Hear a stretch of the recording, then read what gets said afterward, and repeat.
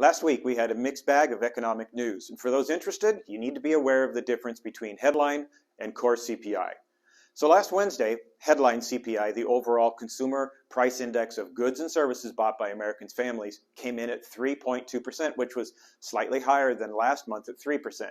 That said, the Feds prioritize what's called core CPI, which makes up about 80% of headline CPI. It just doesn't include food and energy costs, which can be volatile.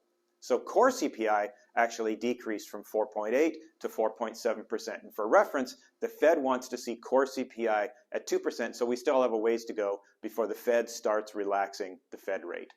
Then the jobless claims increased by 21,000. The Fed was expecting 230,000, but it came in at 248,000.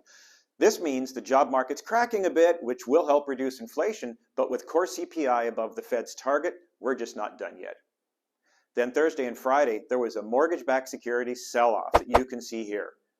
This was primarily caused by a casual comment made by San Francisco Fed Mary Daly. Check it out. Thursday afternoon, she mentioned that more progress is really needed before she'd feel comfortable that the Fed has done enough, meaning raising Fed rates. The million-dollar question is, has the market priced in a September Fed rate hike or not? I think there's going to be at least one more rate hike, which could impact mortgage rates. And with that in mind, I recommend locking in your loan with the intention of refinancing when rates come down. It's very important right now to understand the difference between acquisition and permanent financing once rates come down.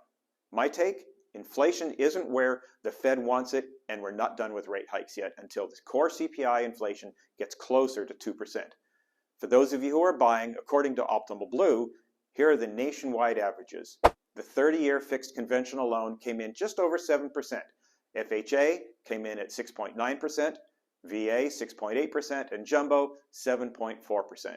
Remember, everyone's situation is different. Credit, points paid, loan to value, and occupancy all make a difference. Call your lender to make sure you have accurate information. And my question for you is, do you think the Fed's going to raise the rate in September? Or do you think that we'll get a pass? Let me know in the comments below.